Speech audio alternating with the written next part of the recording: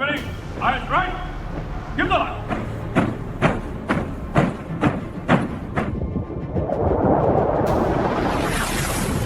Lead 2, holding tight, no drift. Got eyes? Tracking 2, bearing 3.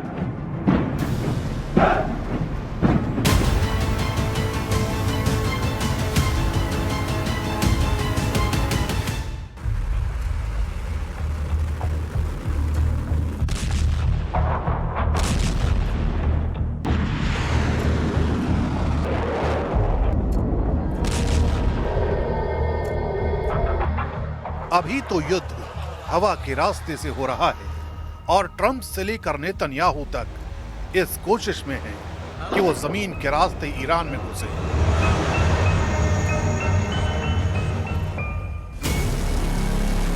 Iran झुक नहीं रहा, surrender करने को तैयार नहीं है और लगातार हमलों को अंजाम दे रहा है।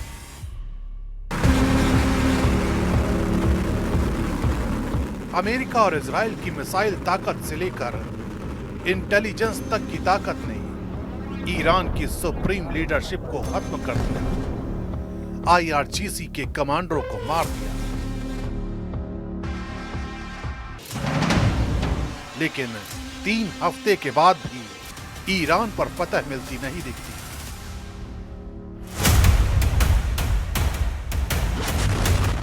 अब ग्राउंड ऑपरेशन की तैयारी है। They had a navy 2 weeks ago. They have no navy anymore. It's all at the bottom of the sea. 58 ships knocked down. You can do a lot of things from the air, and we're doing, but there has to be a ground component as well. There are many possibilities for this ground component. Iran भी चुनौती दे रहा है कि आओ जमीन के रास्ते आ जाओ। And is ready to continue the war wherever it may lead and take it as far as necessary. क्यों अमेरिका घबरा रहा है ग्राउंड ऑपरेशन से? इजरायली फोर्स क्यों नहीं जमीन पर उतर रही है? वो कौन सी ताकत है जिस पर ईरान दे रहा है चुनौती?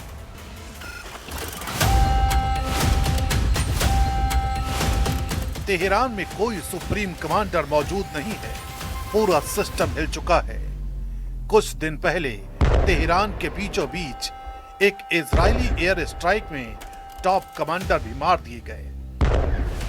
फिर भी वो एक फोर्स है जिसका युद्ध का स्टाइल नॉर्मल वॉर की तरह नहीं है, और ये वो डेड आर्मी है जो चलती है तो ना अपना सोचती है और ना ही अपने सामने दुश्मन का, फिर खतरा चाहे जितना बड़ा हो। ये वो फोर्स है जो बिना सिर के लड़ती है। इस फोर्स का नाम है बासीज force.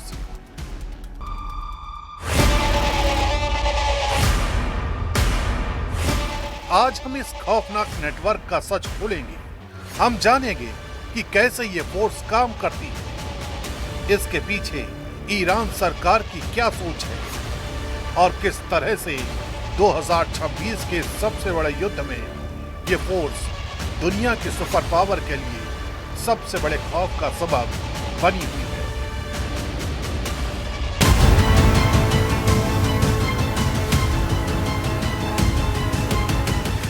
Supreme leader Ali Khamenei की मौत के बाद सत्ता की कमान अब उनके बेटे मोस्तबा खामनेई के हाथों में है।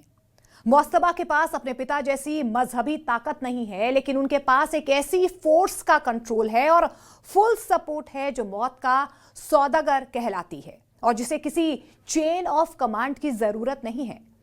यानी कि ये हेडलेस फोर्स है जो मोज़ैक डिफेंस पर काम करती है।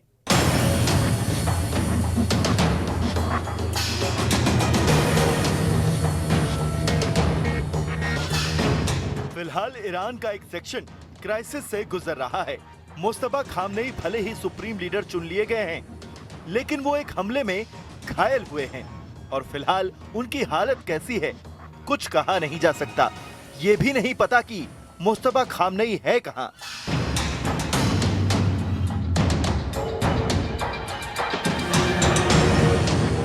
कुछ मीडिया रिपोर्ट्स के मुताबिक मोस्तबा मॉस्को में है, जहां उनकी सेहत को दुरुस्त किया जा रहा है, लेकिन इस बीच ईरान एक ऐसी जंग से गुजर रहा है जिसमें सामने खड़ी है दुनिया की सबसे बड़ी सेना।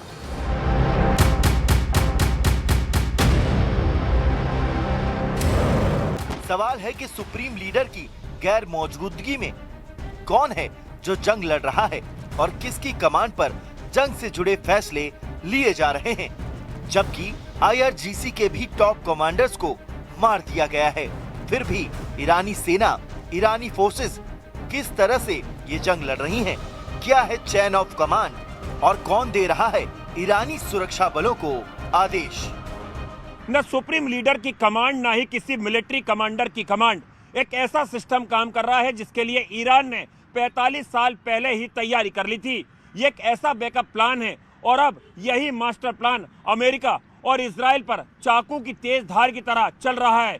इस तरह से सुपर पावर को घायल कर रहा है जैसा इससे पहले पिछले 80 वर्षों में कभी नहीं हुआ। अमेरिका और इजराइल अपने सुरक्षा कवच पर अभिमान करते हैं, लेकिन ईरान की ताकत ने इस अभिमान को चकनाचूर कर दिया है। इजराइल में 21 दिनों के अंदर 70 बार मिसाइल से हमले किए गए। खाड़ी देशों में अमेरिका बेस पर हमले किए और अमेरिका के थार से लेकर पैट्रियट तक और इजराइल के आयरन डोम से लेकर आयरन बीम तक सब बेकार साबित हो गए।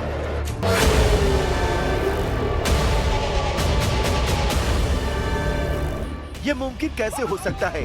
दरअसल बिना सुप्रीम लीडर के और बिना सेना के कमांडर के ये मुमकिन हो पा रहा है उस सिस्टम की वजह से जिसे ईरान ने बहुत पहले तैयार किया था। मोज़ैक डिफेंस, यानी वो सेना जहां नो चेन नो कमांड। कमान किसी के पास नहीं है और कमान हर किसी के पास है। Islamic revolutionary guard corps IRGC और उसकी सबसे वफादार वाबिस फोर्स ने मोर्चा संभाला है। वाबिस फोर्स वो फोर्स है जो पहले से मानकर चलती है कि वो मर चुकी है। उसका शरीर और दिमाग लड़ रहा है और सिर्फ ईरान की सुरक्षा के लिए लड़ रहा है, यानी वो सब कुछ करने को तैयार है।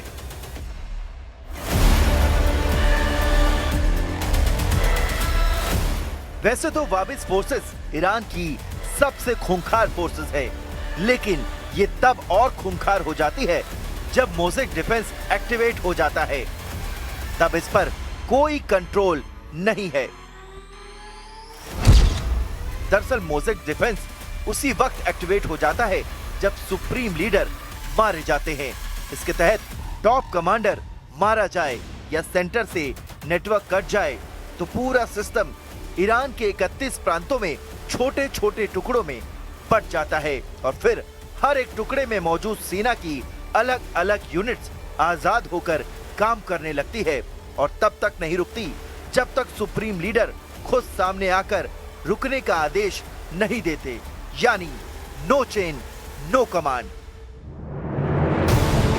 इजराइल को पता है कि अगर वाबिस फोर्सेस को रोका नहीं गया तो ये एक ऐसा कभी न भरने वाला जख्म बन जाएगा जो ईरान की फतह हासिल करने के बाद और भी दर्द देता रहेगा। यही वजह है कि इजराइल चुन चुनकर वाबिस के चेक पोस्ट से लेकर कमांड सेंटर, बेस और हेडक्वार्टर पर एयर स्ट्राइक कर रहा है। यहाँ तक कि बहुत ही व्यस्त सड़क पर भी ऐसे हमले करने से चूक नहीं रहा।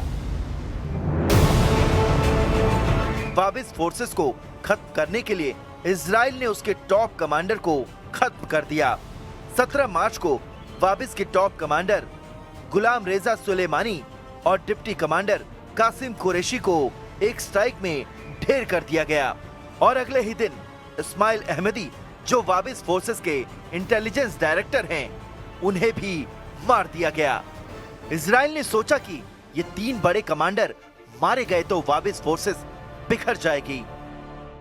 המועצה לביטחון לאומי לרג'ני וראש הבסיג' וגוף הדיכוי המרכזי של איראן שממונה על הטבח במפגינים חוסלו הלילה והצטרפו। अब्बासीज फोर्सेस के ऊपर भी कोई कमांडर नहीं है तो अब्बासीज फोर्सेस के अंदर भी एक्टिवेट हो चुका है मोज़ैक डिफेंस प्लान।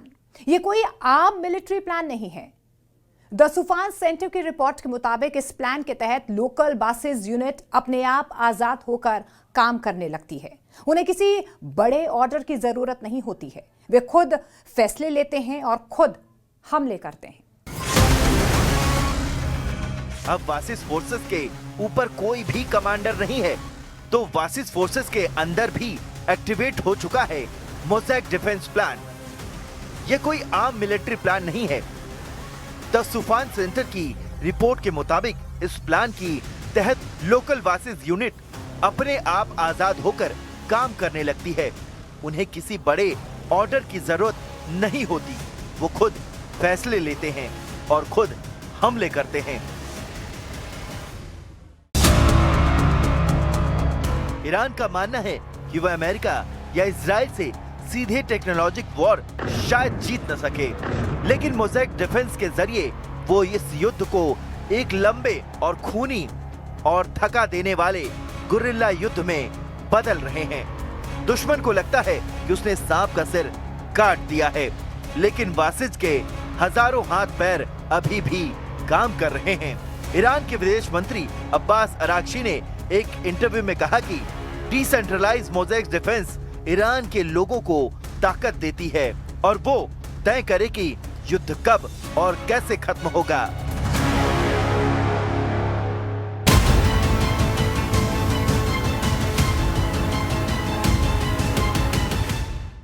इस कट्टर फोर्स को समझने के लिए हमें ईरान के नजरिए और इसके इतिहास को देखना होगा।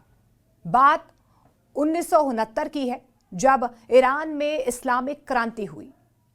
आयतुल्लाह खुमैनी ने शाह को सत्ता से बेदखल किया और ईरान की बागडोर संभाली, लेकिन उन्हें डर था कि आर्मी तख्ता पलट कर सकती है, यानी कि जो रेगुलर आर्मी थी, जिसे आतरेश कहते थे, उस पर उन्हें जरा भी भरोसा नहीं था।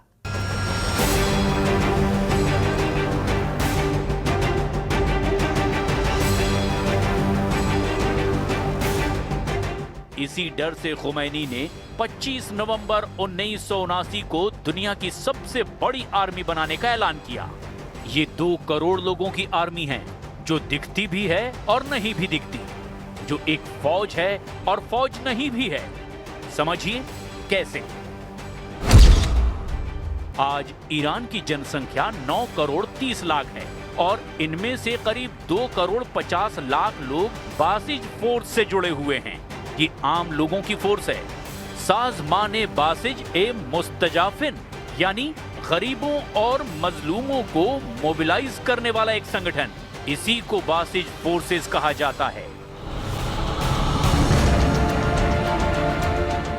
ईरान में पश्चिमी सभ्यता को लाने वाले शाह की सरकार गई और खुमैनी और खामनेई ने कमान संभाली, तो उनके सामने एक और मुसीबत आ गई। इराक से सद्दाम हुसैन ने ईरान पर हमला बोल दिया और 8 वर्षों तक ये जंग चलती रही। लाखों लोग मारे गए। इंसानियत ने दूसरे विश्व युद्ध के बाद इतनी क्रूरता फिर कभी नहीं देखी। सद्दाम हुसैन पर आरोप लगे कि उन्होंने ईरान में मासूम लोगों पर केमिकल वेपन का इस्तेमाल किया, जिससे हजारों लोग तड़प तड़प कर मर गए। इनमें छोटे बच्चे भी शामिल थे। ईरान ने अपनी बासिज फोर्सेस को मैदान में उतारा और उनके मेथड्स ने तो पूरी दुनिया को हिलाकर रख दिया। वासिज के लड़ाके खुद को ईरान का रक्षक मानते हैं और अपने देश की रक्षा के लिए किसी भी हद तक जा सकते हैं, बिना किसी नियम और कानून के लड़ते हैं। वासिज के लड़ाके वो इराक के सद्दाम हुसैन या अमेरिका और इजराइल को मानते हैं कि ये ग्लोबल एरोगेंस के खिलाफ एक पाक जंग लड़ रहे हैं और इस जंग में सब कुछ जायज है। बासिज फोर्सेस का ही मोटो है, उनके खिलाफ तुम कितनी ताकत तैयार कर सकते हो, करो। 1980 से 1988 तक चले ईरान इराक युद्ध में बासिज ने अपनी इसी शहादत की फिलॉसफी का सबसे डरावना रूप दुनिया को दिखाया। जब ईरान के पास हथियार खत्म हो गए तो बासिज ने ह्यूमन वेव अटैक शुरू कर दिए। हजारों वॉलंटियर्स, जिनमें 9 से 12 साल के छोटे बच्चे भी शामिल थे, उन्हें बारूदी सुरंगों वाले मैदानों में दौड़ा दिया गया। उनके शरीरों के चीथड़े उड़ गए ताकि उनके पीछे आ रही रेगुलर आर्मी के लिए रास्ता साफ हो सके। ईरान सरकार के लिए ये बच्चे शिकार नहीं थे, बल्कि शहीद थे, जिन्होंने जन्नत की चाबियां गले में पहनकर देश की रक्षा की। आज भी बासिज इसी विचारधारा पर चलती है। उन्हें सिखाया जाता है कि उनकी वैचारिक पवित्रता और मरने का जज्बा दुश्मन देश के किसी भी मॉडर्न हथियार से ज्यादा ताकतवर है। आज इजराइल ने बासिज फोर्सेस की चेन इन कमांड को तोड़कर रख दिया है, लेकिन ये हमले बासिज की उस बुनियाद को नहीं हिला पा रहे हैं जो देश के लिए मर मिट जाने की विचारधारा से बनी है। दरअसल IRGC की एक खूंखार यूनिट सिर्फ बॉर्डर पर नहीं लड़ती, ये ईरान के समाज के रग रग में समाई हुई है। अमेरिका की ब्रेंडिस यूनिवर्सिटी की एक डीप रिसर्च रिपोर्ट ये बताती है कि ये फोर्स ईरान के नागरिकों के दिमाग को कैसे कंट्रोल करती है, कैसे उन्हें समाज के हर हिस्से में फिट कर दिया गया है, जो इंटेल का भी काम करते हैं और जरूरत पड़ने पर विद्रोह कुचलने का भी। बासिज को एक बेहद शातिर टियर सिस्टम में बांटा गया है। सबसे ऊपर है स्पेशल बासिज, ये full time professional IRGC officers होते हैं जिन्हें पूरी सैलरी मिलती है। दूसरे नंबर पर है एक्टिव बासिज, ये वो पेड वॉलंटियर्स हैं जो 45 दिन की कड़ी मिलिट्री और वैचारिक ट्रेनिंग से गुजरते हैं। और तीसरे नंबर पर हैं रेगुलर बासिज, ये कोई भी हो सकता है, एक दुकानदार या स्कूल का छात्र। इनका काम है समाज में जासूसी करना। यूनिवर्सिटी में स्टूडेंट बासिज छात्रों की हर हरकत पर नजर रखते हैं। फैक्ट्रियों में लेबर बासिज मजदूरों पर, और साइबर बासिज भी जो कि इंटरनेट के जरिए विरोधियों की जासूसी करते हैं और नजर नाम के मोबाइल ऐप के जरिए सड़क पर बिना हिजाब के चलने वाली महिलाओं की फोटो खींचकर पुलिस को भेजते हैं।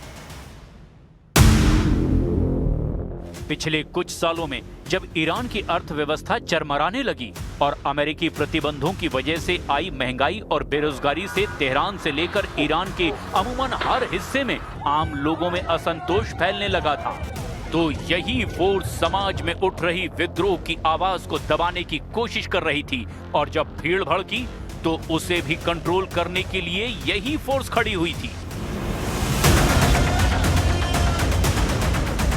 यानी जिस फोर्स को देश के दुश्मनों से लड़ने के लिए तैयार किया गया था, जिसे पाक मिशन के लिए बनाया गया था, वो एक समय में सुप्रीम लीडर की कठपुतली बन गई। और यहां तक दावे किए जाने लगे कि बासिज फोर्सेस के जरिए नरसंहार किया गया। दरअसल रिक्रूटमेंट के साथ ब्रेन वॉश के लिए ईरान सरकार साले हिंद प्लान चलाती है। ये मस्जिदों में 15-20 लोगों के छोटे ग्रुप्स में बैठते हैं, जहां एक मौलवी या वासिज कमांडर उनके दिमाग में यही बात डालते हैं कि पश्चिमी देशों का पहनावा, म्यूजिक या इंटरनेट एक सांस्कृतिक आक्रमण या पश्चिम का जहर है। ईरान की सरकार के पक्ष में देखें तो बासिज कोई दमनकारी फोर्स नहीं, बल्कि वो इस्लामिक क्रांति को पश्चिमी देशों की बुरी नजर से बचाने वाली ढाल है।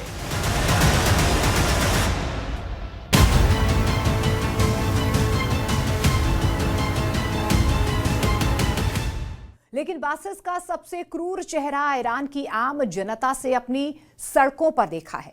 ईरान ने यह देखा है। Centre for human rights in Iran यानी कि CHRI और एम्नेस्टी इंटरनेशनल की ग्राउंड रिपोर्ट्स जो दावे करती हैं, उसे सुनकर रूह कांप जाती है।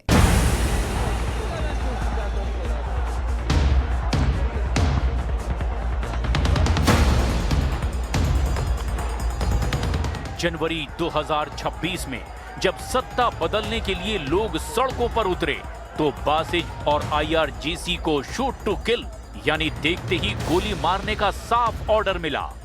रिपोर्ट्स में दावे किए गए कि ईरान की सरकार ने इस आंदोलन को कुचलने के लिए इंसानियत की सारी हदें पार कर दी।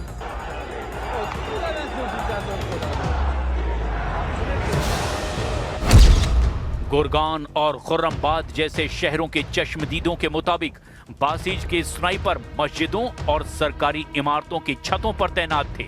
उनके हाथों में मिलिट्री ग्रेड के DSH के भारी मशीन गन थे। सबसे डरावना था उनका लेजर सिस्टम।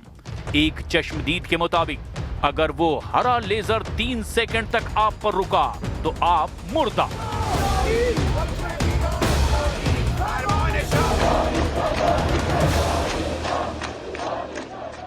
जो विरोध प्रदर्शन खोमनेई के खिलाफ हो रहा था और शाह की सरकार की वापसी की मांग उठ रही थी, उस विरोध प्रदर्शन को तेहरान ने अमेरिका और इजराइल से प्रायोजित बताया और यहां तक दावे किए कि हिंसा फैलाने की साजिश CIA और मोसाद ने रची ताकि ईरान पर हमला करने का बहाना मिल सके।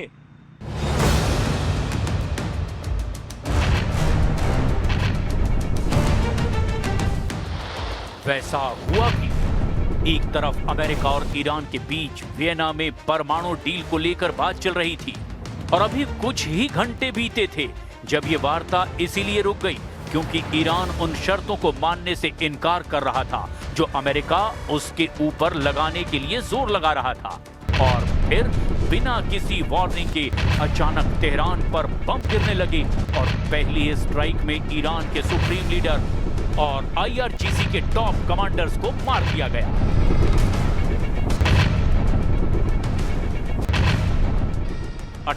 फरवरी 2026 को इस हमले को अंजाम दिया गया और उससे पहले ही इस हमले की जैसे स्क्रिप्ट लिखी जा रही थी, डोनाल्ड ट्रंप ईरान को समझौता करने की धमकी दे रहे थे और साथ ही अमेरिका की संसद में ये भी ऐलान कर रहे थे कि ईरान में आम लोगों का नरसंहार हो रहा है। डोनाल्ड ट्रंप ने बड़ा दावा किया। They cannot continue to threaten the stability of the entire region, and they must make a deal. Or if that doesn't happen, I maybe can understand. If it doesn't happen, it doesn't happen. But bad things will happen. Over the last couple of months with the protests, they've killed at least, it looks like 32,000 protests. 32,000 protesters in their own. Centre for human rights in Iran का दावा है कि Iran के शहरों में प्रदर्शनकारियों के चेहरों, आंखों और जेनिटल्स पर जानबूझकर बर्ड शॉट गोलियां दागी ताकि युवा हमेशा के लिए अंधे या अपाहिज हो जाएं। जो लोग घायल की मदद करने के लिए आगे आते, बसीज उन्हें भी गोलियों से भून देती। रात के अंधेरों में एजेंटों ने मोटर बाइकों पर आकर सीधे भीड़ को कुचला। रिपोर्ट्स में ये भी दावे किए गए कि अस्पतालों को एक जाल में बदल दिया गया। घायल लोग जब इलाज के लिए अस्पताल पहुंचते तो बासिज और खुफिया एजेंसियों के लोग उन्हें वहां से अगवा कर लेते। जो डॉक्टर्स उनका इलाज करते उन्हें गिरफ्तार कर लिया जाता। दावे तो यहां तक किए गए हैं कि खुमैनी की बनाई बासिज फोर्सेज ने हैवानियत की हदों को पार कर दिया है और नरसंहार के बाद शवों को छुपाने का खेल शुरू हुआ है। करज और केरमान जैसे शहरों ने वासीज में शवों को बुलडोजर से उठाया और अज्ञात गोदामों या कंटेनरों में भर दिया। हालांकि बासिज फोर्सेस ऐसा करके भी विरोध को रोक नहीं सकी। अब वो प्रायोजित हों, उकसाई जा रही हों, किसी साजिश के तहत हो या फिर वाकई महंगाई, बेरोजगारी और कारोबारी नुकसान की वजह से लोगों में गुस्से का सबब बना हो, लोग सड़कों पर लाखों की संख्या में उतरते रहे और ऐसा हुजूम इससे पहले खामनेई के शासन में कभी नहीं देखा गया था।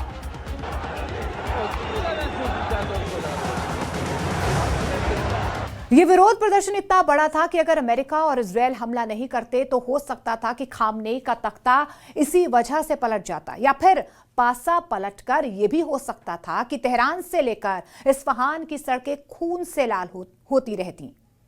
हो सकता था कि खामनेई की डेड आर्मी अपने सुप्रीम लीडर की हुकूमत को बचाने के लिए अपने ही लोगों को कुचलने का काम करती रहती। अमेरिका के राष्ट्रपति डोनाल्ड ट्रंप ने अमेरिकी संसद में दावा किया कि हजारों की संख्या में लोगों को मार दिया गया। ह्यूमन राइट्स की रिपोर्ट में भी इसी तरह के आंकड़े दर्ज हैं, लेकिन ईरान की सरकार और बासिज इसे गलत नहीं मानते। स्टेट मीडिया और सरकारी अधिकारियों ने खुलेआम प्रदर्शनकारियों को विदेशी एजेंट, आतंकवादी, उपद्रवी और अमेरिका इजराइल का मोहरा बताया। उनके मुताबिक बासिज सड़कों पर बेगुनाहों को नहीं मार रही थी, बल्कि वो देश की राष्ट्रीय सुरक्षा और इस्लामिक मूल्यों की रक्षा कर रही थी।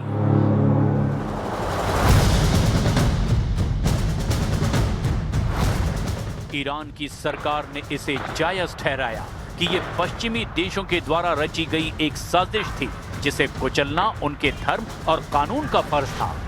पुलिस कमांडर अहमद रेजा रादान ने साफ कहा कि जो कोई भी दुश्मन के इशारे पर सड़क पर आएगा उसे प्रदर्शनकारी नहीं बल्कि दुश्मन माना जाएगा और हमारी उंगलियां ट्रिगर पर है।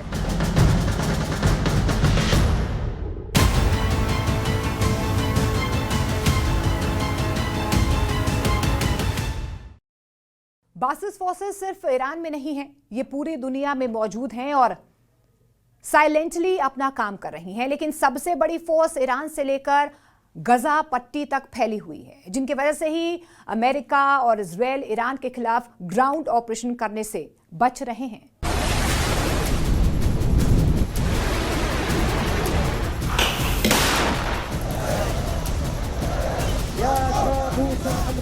Centre for strategic and international studies यानी CSIS की रिपोर्ट के मुताबिक बासीज ने अपना ये प्रॉक्सी ब्लूप्रिंट पूरे मिडिल ईस्ट में एक्सपोर्ट कर दिया है और एक ऐसा एक्सिस ऑफ रेजिस्टेंस तैयार किया है जो हमेशा सेल्फ डिस्ट्रक्शन मोड में रहता है। और यही वो सोच है जिसे अमेरिका और इजराइल की हैवी लोडेड किलिंग मशीन भी तोड़ नहीं पा रही है। ईरान ने इसी बासीज मॉडल को कॉपी करके लेबनान में हिजबुल्लाह, इराक में पॉपुलर मोबिलाइजेशन फोर्सेस यानी कि PMF और यमन में हूथी विद्रोही खड़े किए हैं। साथ ही फिलिस्तीन में एक्टिव हमास भी इसी तर्ज पर काम करने लगा है और एक समय ऐसा आया कि इजराइल से ऐसे जंग लड़ी कि वो जंग आज भी जारी है। ये ग्रुप्स ईरान को एक ऐसा ग्लोबल पावर देते हैं जिससे वो सीधे युद्ध में उतरे बिना ही अमेरिका और इजराइल को गहरी चोट पहुंचा सकता है और ईरान ने ऐसा किया भी। वर्षों से इजराइल के साथ प्रॉक्सी वार लड़ रहा है और खाड़ी देशों में मौजूद अमेरिकी बेस इराक और सीरिया में अमेरिकी फोर्सेस के खिलाफ वासीज की कॉपी करके बनाई गई रेजिस्टेंट फोर्सेस लड़ रही हैं। लेकिन 2026 के इस महायुद्ध में बासिज एक बार फिर ह्यूमन शील्ड का सहारा ले रहा है। 2.5 करोड़ सैनिकों की ये फौज कुछ भी कर सकती है, वो भी जिस फोर्स में जब आम लोग शामिल हों, जहां पता ही ना हो कि कौन सेना की तरह लड़ रहा है और कौन आम व्यक्ति है। ऐसे में ईरान अपने कई ठिकानों, कमांड सेंटरों और शहरों को बचाने के लिए बासिज फोर्सेस का सहारा ले रहा है। हर रोज बड़ी संख्या में लोग तेहरान के अलावा दूसरे शहरों में सड़कों पर निकलते हैं। यहां तक कि ईरान के सैन्य ठिकानों और परमाणु ठिकानों के पास ऐसे ही हजारों की तादाद में लोग निकल आते हैं। खामनेई की तस्वीर लेकर मातम मनाते हैं, इजराइल और अमेरिका को कोसते हैं। लेकिन इन सब के पीछे बासिज फोर्सेस की चाल है कि आम लोगों को ढाल बनाओ और अपने अहम ठिकानों को दुश्मन के हमलों से सुरक्षित रखो। ईरान के टॉप नेताओं ने लोगों से अपील की, जैसे संसद अध्यक्ष मोहम्मद बागेर ने ट्वीट पर लोगों से अपील की और कहा, सड़क सड़क सड़क, अपनी फोर्सेस को मजबूत करने के लिए सड़कों पर उतरें। अमेरिका और इजराइल का दावा है कि सरकार और बासिज कमांडरों ने जानबूझकर अपने ही आम नागरिकों, महिलाओं और वॉलंटियर्स की भीड़ को इन संवेदनशील न्यूक्लियर साइट्स और चेक पॉइंट के पास इकट्ठा कर लिया है। ईरान की नजर में बासिज एक मुकद्दस फौज है, गरीबों की आवाज है और इस्लाम की रक्षक है। बेशक बासिज फोर्सेस ईरान को विदेशी ताकतों के हमलों से रक्षा करने के लिए बनाई गई थी, लेकिन आज जमीनी हकीकत कुछ और ही है। जो दावे किए जाते हैं उनके मुताबिक बासिज ऐसी बेरहम मशीन बन चुकी है जो सत्ता को बचाने के लिए अपनों के लिए भी जालिम बन जाती है। हालांकि जब जंग होती है तो सबसे ज्यादा खून सिर्फ और सिर्फ आम इंसान का ही बहता है।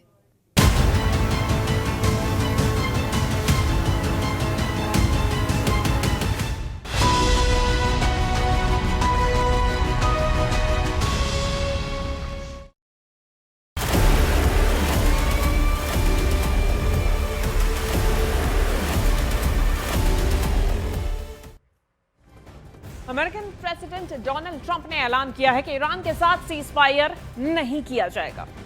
अमेरिका ईरान में तख्ता पलट के बाद ही युद्ध खत्म करने को तैयार है, तो वहीं ईरान के सुप्रीम लीडर मुस्तफा खामेनेई ने धमकी दी है कि अमेरिका को युद्ध में करारी हार मिलेगी, क्योंकि ईरान ने युद्ध में ऐसे वॉर कमांडर्स को भेजा है जिसने पाकिस्तान और तालिबान दोनों से लोहा लिया था।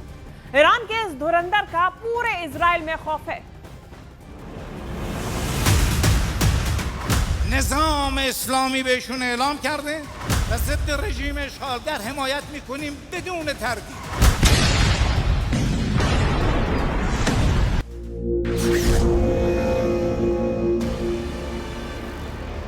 डिएगो गार्सिया बेस, हिंद महासागर।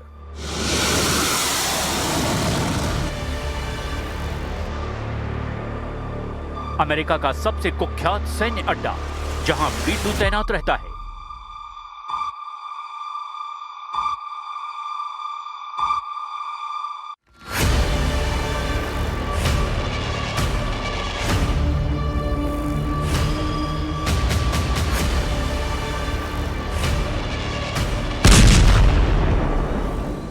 जहां से B-52 हमला करता है।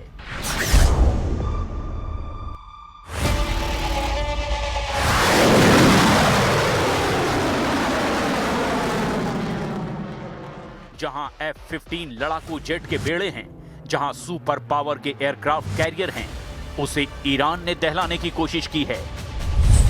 ईरान ने पहली बार बैलिस्टिक मिसाइलें दागकर अमेरिका और ब्रिटेन के डिएगो गार्सिया सैन्य अड्डे को निशाना बनाया। 2 मिसाइलें डिएगो गार्सिया पर दागी गईं। ईरान की इस जुर्रत के बाद ट्रंप ने धमकी दी है कि अब कोई सीज फायर नहीं होगा, युद्ध दुश्मन के सफाई के बाद खत्म होगा। Well, look, we can have dialogue, but I don't want to do a ceasefire. You know, you don't do a ceasefire when you're literally obliterating the other side. लेकिन क्या ईरान का सफाया इतना आसान है? ईरान में पर्दे के पीछे रहकर युद्ध कंट्रोल कर रहे कमांडर भी तो हैं। एक कमांडर ऐसा भी है जिसकी कोई बात तक नहीं कर रहा। वो कमांडर साइलेंट रहकर अपना काम कर रहा है, क्योंकि जितने कमांडर सामने आ रहे हैं उन्हें इजराइल बेमौत मार रहा है।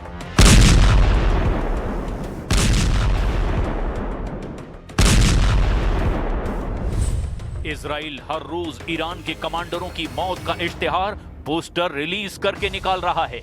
28 फरवरी को अली खामनेई के साथ 48 टॉप कमांडरों का सफाया हुआ, तब ये पोस्टर छपा। 17 मार्च को ईरान के सिक्योरिटी चीफ अली लारीजानी को मार डाला गया, तब ये पोस्टर आया। और 18 मार्च को इजराइल ने ईरानी इंटेलिजेंस मिनिस्टर इस्माइल खतीब का खात्मा कर नया पोस्टर छापा। ईरान जिसे वॉर कमांडर बना रहा है, इजराइल उसकी मौत का इंतजाम कर रहा है। आलम यह है कि ईरान में अब सिर्फ 3 नामचीन लीडर बचे हैं। इनमें से सिर्फ एक ही ऐसा कमांडर है जिसने युद्ध में हिस्सा लिया है।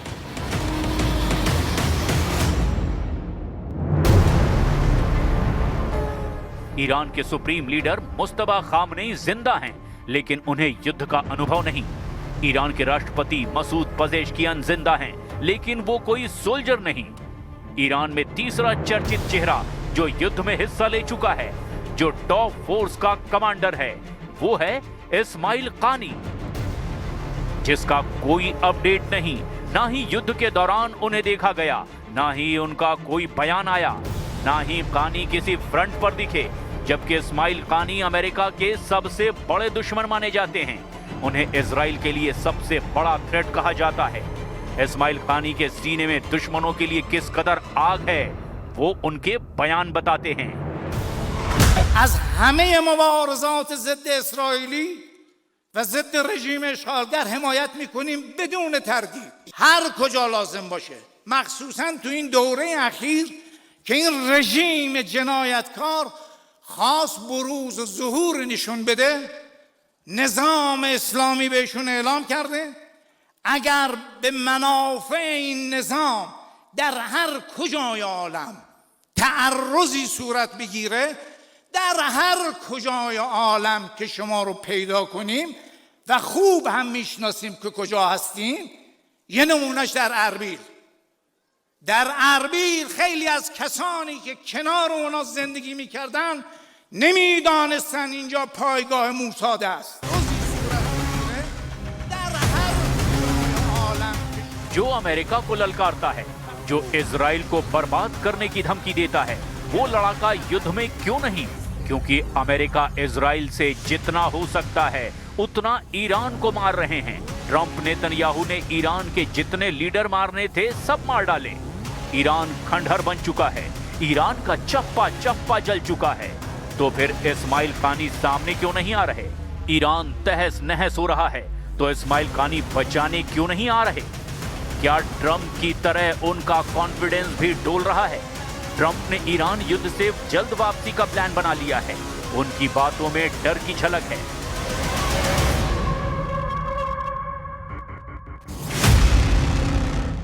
Well, we have a lot. Look, if we left right now, it would take 10 years for them to rebuild.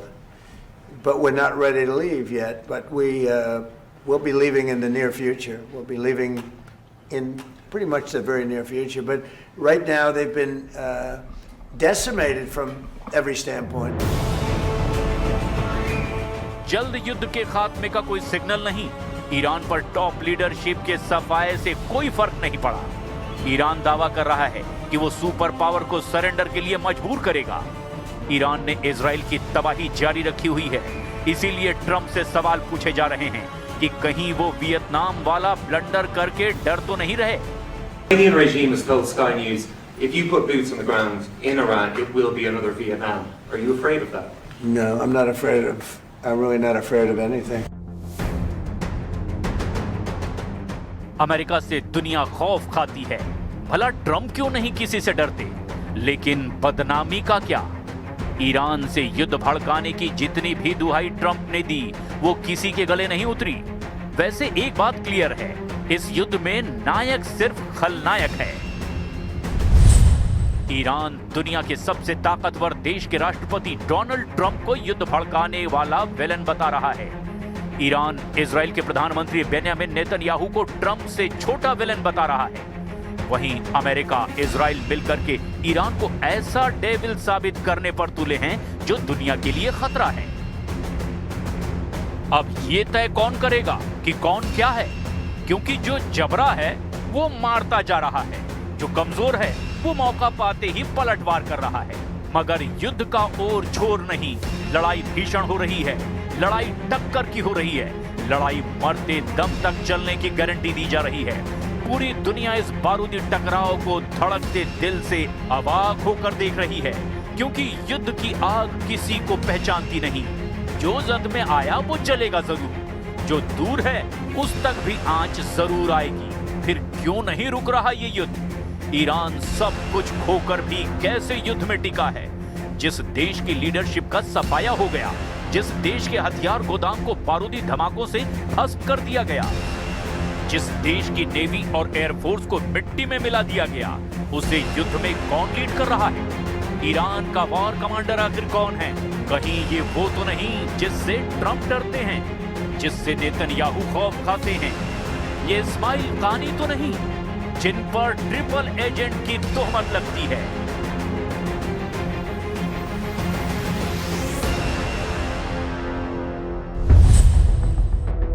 Brigadier general Ismail कानी ईरान के कुद्स फोर्स के चीफ हैं, लेकिन उन पर इजराइल की खुफिया एजेंसी मोसाद के एजेंट होने का आरोप लगाया गया। इतना ही नहीं, इस्माइल कानी को अमेरिकी इंटेलिजेंस एजेंसी CIA के एजेंट होने का भी शक जाहिर किया गया।